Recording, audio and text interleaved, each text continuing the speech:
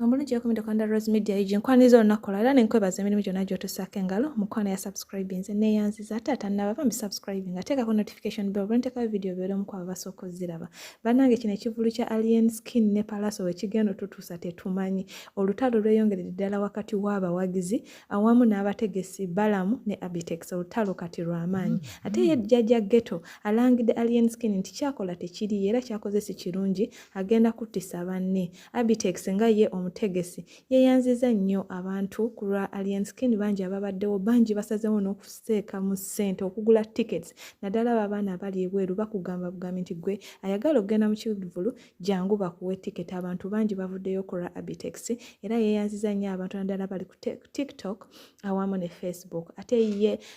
Balam avuddeyo n'alangira Arbitex ebisongovu era byonna ngenda bikuteerayo. Mwana mulenzi Tamale Junior naye alina kyagamba ku nsonga eno. Ate ye Sami owa Mighty Family ye ebintu abifudde political agamba nti nga bwe mwaboola abayimbi ne Balam naye bwe mulina omuboola naye nga nze kyengamba bannange ebintu bino twandibitutte mpola mpola buli omu n'agenda gy'ayagala naye kankuteere vidiyo zino mukwano obeere ng'olabako ojja kubanga obeera bulungi mukama kunkumire. Yenna ali e Uganda nga wandyagadde tiketi okugenda mu kivulu kya alien skin please tukira mu inbox yange ensonga eyo tugikoleko na buli ali mu diaspora wenna nga wandyagadde okugulira omuntu ali e Uganda tiketi agende mu kivulu kya alien skin please na omwana ono alien skin ajoga nnyo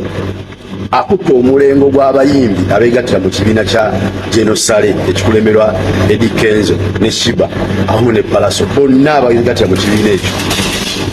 n'abagatta omulengo gumu agwetise bw'omu naye abayimbi abali mu kibiina ekyo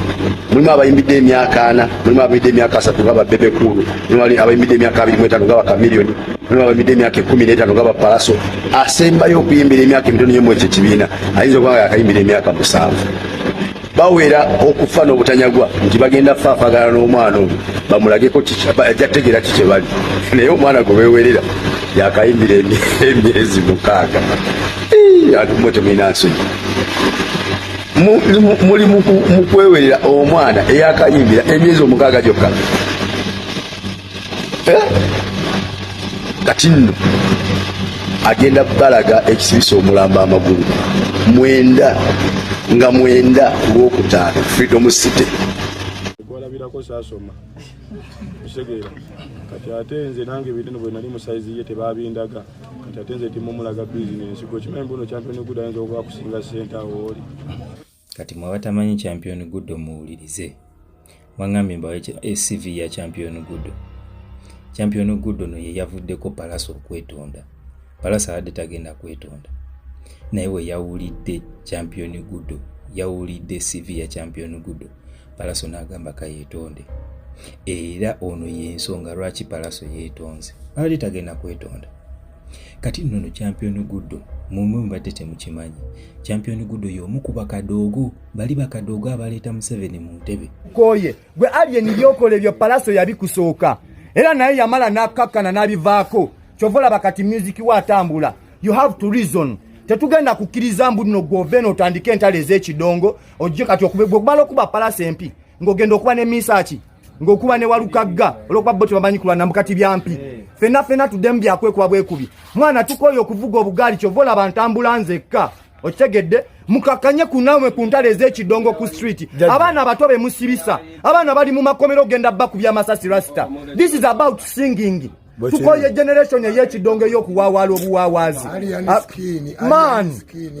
skin ekintu ky'oli mu kukola kibi nnyo ate tolowooza nti Uganda yiyo ate mwana dogo njagala nnyo n'endongo yonna eya attitude njagala naye ogenda kussa bato bange nze nkoyo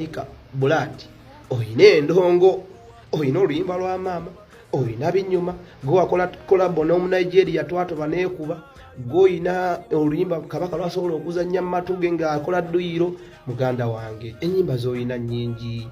okuba malamu kabuna amawanga n'otambula amawanga wano n'otambula buli wamu kati so endulu ya social media giveeko bakuvuma leero olwaleero social media egoberera kiriko basobola okubuukira Bad Black anga avumya akiramu kati biba abantu ba social media balina mu biyumba yiri eri abasinga bakomentinga abakwagala bali kugula undi Buladi oyina abantu abakwagala kugula undi abakazi bakwagala bakubira ennyimba z'omukwano bagenda kujja erugogo n'abateekawo abayimbi abakuwerekera okusoba mukakadde kati nga mugamba mbalimba abantu kasanvu ku TikTok wano nga zonna kati njagala obala abantu kasanvu ze simu kasanvu okwetolola ensi yonna nga zonna zikuliko bwezi omuntu omuzi kulaba ne likes kakadde kalambe eri waggulu agamanyi ate mpulira abantu mujerega omusajja oyo mujerega ajini skin musimanyi muyimbi wa TikTok wololo simanyi muli muntu wabakadama wololo ebyo no mubyogerera wano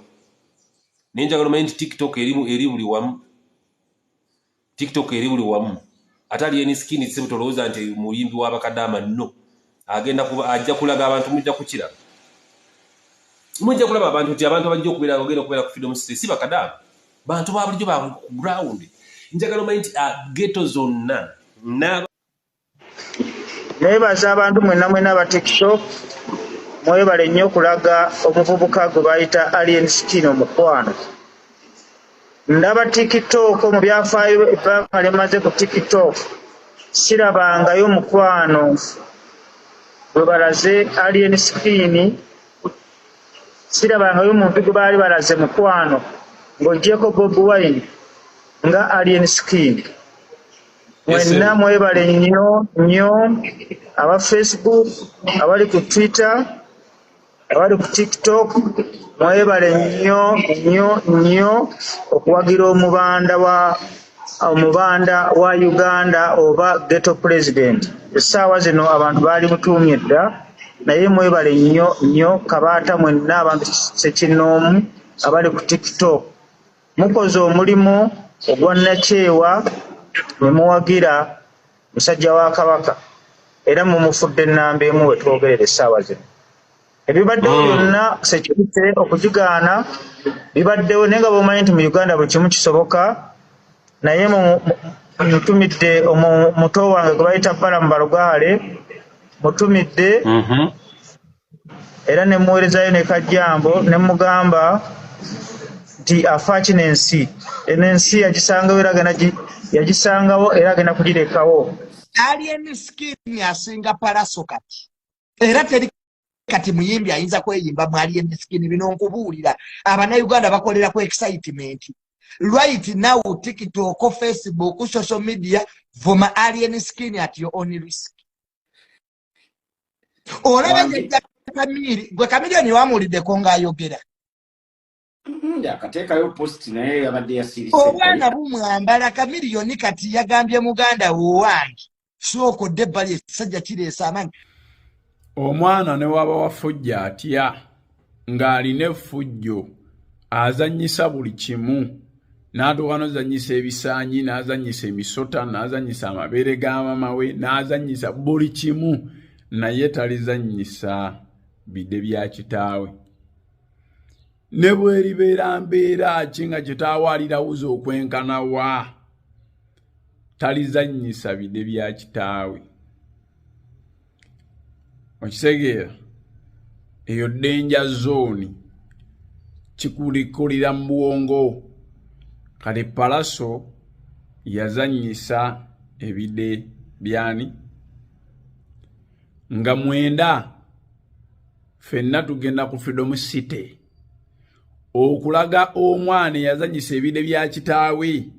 nti yasembayo okukikola yamala ekiruddu mu kagaali nga muto